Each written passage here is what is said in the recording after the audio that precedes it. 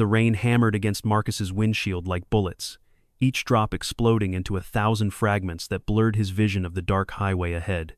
Lightning split the Texas sky, illuminating the flooded road for split seconds before plunging everything back into chaos. He should have pulled over miles ago, but his daughter Emma was waiting at home, probably pressed against their apartment window, counting the minutes until Daddy came back from his double shift at the warehouse. Marcus Chen had been driving this same route for 3 years now, ever since Sarah passed away and left him to navigate single parenthood alone. The familiar ache in his chest tightened as he thought about Emma's latest drawing, a stick figure family where Mommy was an angel with wings, watching over him and Emma from a cloud. At 7 years old, she understood more about loss than any child should have to. The storm seemed to intensify with each mile, as if nature itself was testing his resolve. Through the chaos of wind and rain, something caught his eye. A car wrapped around a telephone pole, its hazard lights blinking weakly like a dying heartbeat. Steam rose from the crumpled hood, and Marcus could make out a figure slumped over the steering wheel. Without hesitation, he pulled over and sprinted through the downpour. The woman inside was unconscious, blood trickling from a gash on her forehead. Her expensive business suit was torn, and her breathing was shallow but steady. Marcus had learned basic first aid during his military days, skills he never thought he'd need on a random Thursday night in suburban Houston. "Ma'am, can you hear me?" he called out, carefully checking for other injuries. She stirred slightly, her eyes fluttering open to reveal a confusion that quickly turned to fear. "It's okay. You're safe now. I'm going to get you help." The next 20 minutes blurred together like scenes from a movie he was watching rather than living. Marcus called 911, stayed with the woman until paramedics arrived, and gave his statement to the police. The woman, who mumbled something about being late for an important meeting, was rushed to the hospital, conscious but disoriented. As the ambulance disappeared into the storm, Marcus realized he'd given the officer his business card without thinking twice about it. What he didn't expect was the phone call that came 2 days later. "Mr. Chen, this is Robert Martinez from Apex Logistics. I understand you were involved in an incident on Thursday night." The voice was cold, professional, and Marcus felt his stomach drop. Apex was his employer, had been for 3 years running. "Yes, sir. I helped someone who'd been in an accident. According to the police report, you left your assigned delivery route. Company policy clearly states that drivers are not permitted to deviate from scheduled routes for any reason. This constitutes abandonment of duty." Marcus gripped the phone tighter. "Sir, someone was hurt.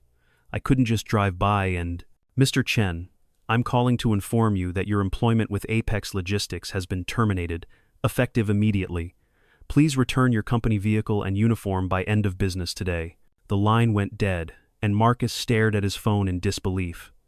3 years of perfect attendance, 3 years of overtime shifts to pay for Emma's dance classes and school supplies, 3 years of building what he thought was job security, gone because he chose to be human in a moment when someone needed help. That evening, as he sat across from Emma at their small kitchen table, trying to explain why Daddy wouldn't be going to work anymore, the weight of his decision settled on his shoulders like a lead blanket.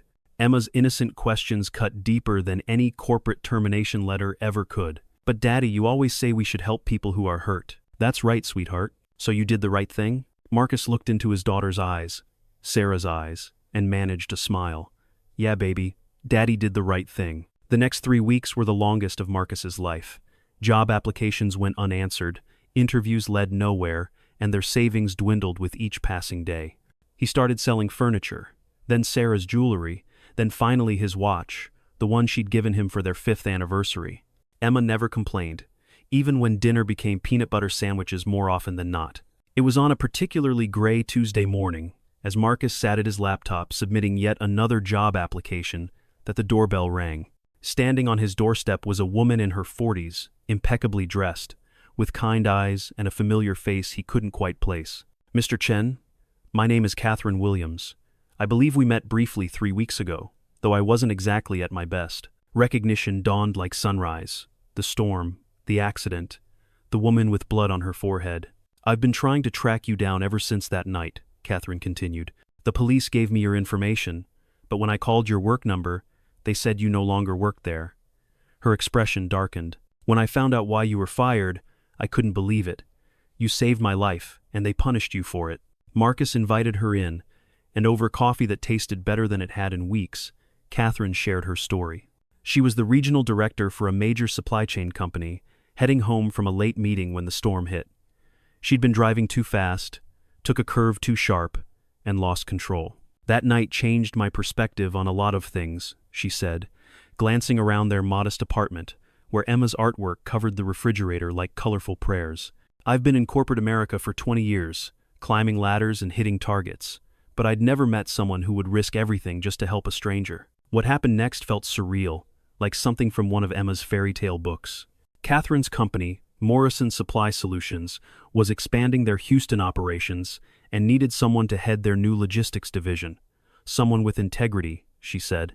"Someone who understood that business was about more than profit margins and quarterly reports." "I can't guarantee it'll be easy," Catherine explained, "but I can guarantee you'll work for people who value doing the right thing, even when it costs something." The job came with a salary that was nearly double what he'd made at Apex, comprehensive health insurance, and a signing bonus that would cover 3 months of expenses.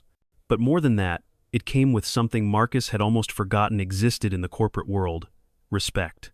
6 months later, Marcus stood in the same spot where Catherine's car had wrapped around that telephone pole. The damaged pole had been replaced, the road repaired, but he could still picture that stormy night with perfect clarity. Emma was with him, her small hand tucked safely in his as they placed flowers where the accident had happened.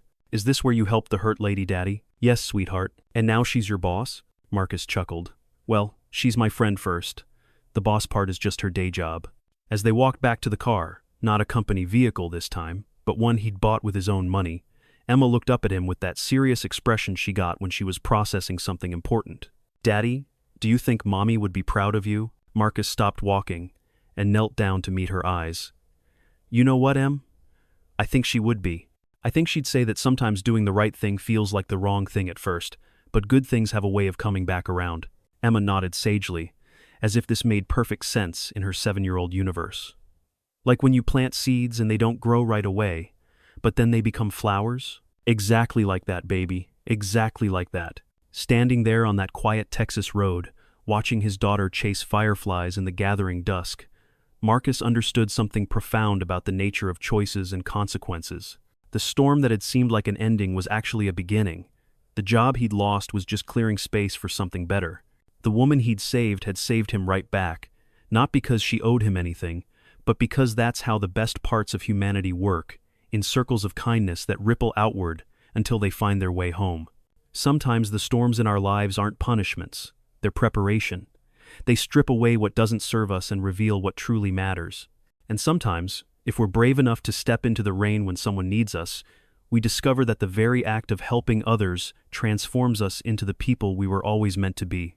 The real magic isn't in the happy ending. It's in choosing compassion even when the cost seems too high, trusting that integrity is never wasted, and believing that every act of genuine kindness creates ripples we may never see but that somehow always find their way back to shore. 2 years had passed since that life-changing storm, and Marcus found himself standing in the conference room of Morrison Supply Solutions, looking out at faces that had become family. Catherine had just announced his promotion to Vice President of Operations, a title that still felt surreal to someone who'd once been fired for doing the right thing.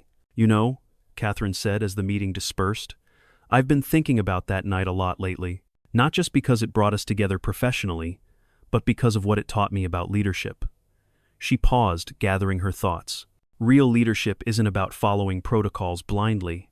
It's about having the courage to break them when humanity demands it. Marcus smiled, remembering how terrified he'd been that first day, walking into an office where people actually valued character over compliance. "I never thought getting fired would be the best thing that ever happened to my career." "Or mine?" Catherine replied.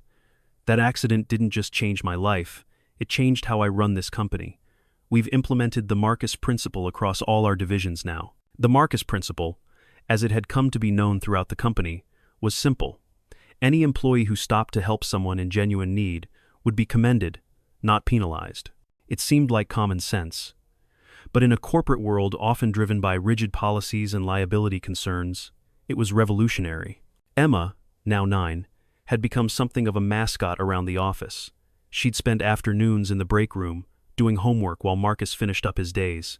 The entire team had watched her grow from a shy 7-year-old into a confident, compassionate girl who organized food drives at school and insisted on giving her allowance to homeless people they encountered. "Daddy taught me that helping people is more important than rules," she'd told Catherine during one of their Friday afternoon conversations, "and you taught him that there are jobs where being good is actually good for business." Those words had stuck with Catherine, eventually inspiring her to write a Harvard Business Review article titled "The Economics of Empathy" that went viral and led to speaking engagements across the country.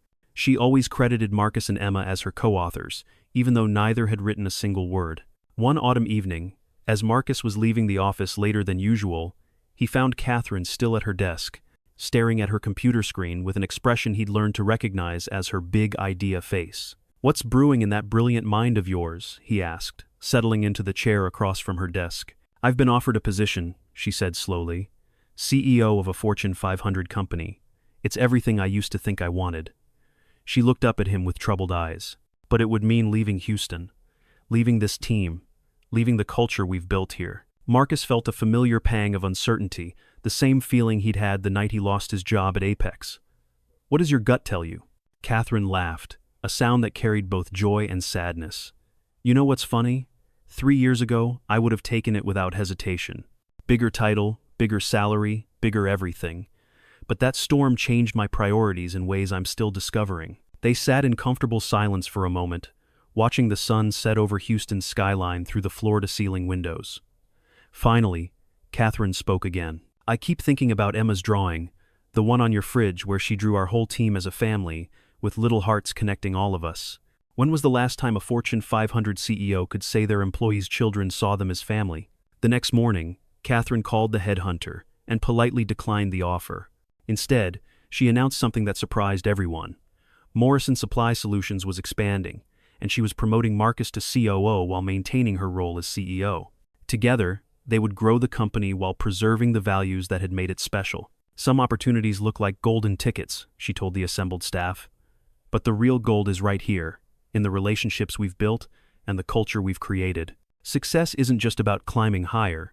Sometimes it's about building something worth staying for." As the months passed, their company became a case study in business schools, not for its profit margins or market share, but for its approach to employee, welfare, and community impact. They established the Second Chance Initiative, hiring people who'd been let go from other companies for choosing humanity over policy. They created the Storm Fund, providing emergency assistance for employees facing unexpected hardships. Emma, now 10, had started a school newspaper where she interviewed people about times they'd chosen to help others despite potential consequences.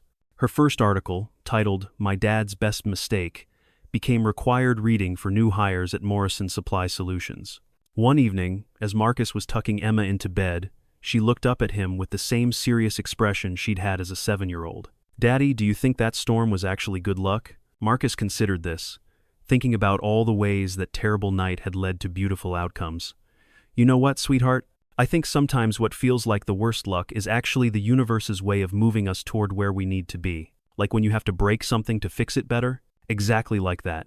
Sometimes storms clear the way for stronger trees to grow." Emma nodded sagely, then added, "I hope when I grow up, I'm brave enough to drive into storms to help people too." Marcus kissed her forehead, his heart full of pride and possibility. "Em, you're already braver than you know, and the best part is, you won't have to face your storms alone." As he turned off her light and closed her door, Marcus reflected on the incredible journey that had brought them here. The storm that had seemed like an ending had become a beginning not just for him, but for everyone whose lives had been touched by the ripples of that one act of compassion on a dark Texas highway. Sometimes the most profound changes come not from chasing success, but from choosing character when no one is watching. And sometimes, if we're fortunate enough to be surrounded by people who understand that the best investments are made in human hearts, we discover that the storms that test us also transform us into exactly who we were meant to become. The real treasure isn't found at the end of the rainbow. It's discovered in the courage to step into the rain when someone else needs shelter, trusting that every act of authentic kindness becomes a seed that will bloom in ways we never imagined, creating gardens of grace that nourish not just our own souls, but the souls of everyone who encounters the beauty we've helped bring into the world.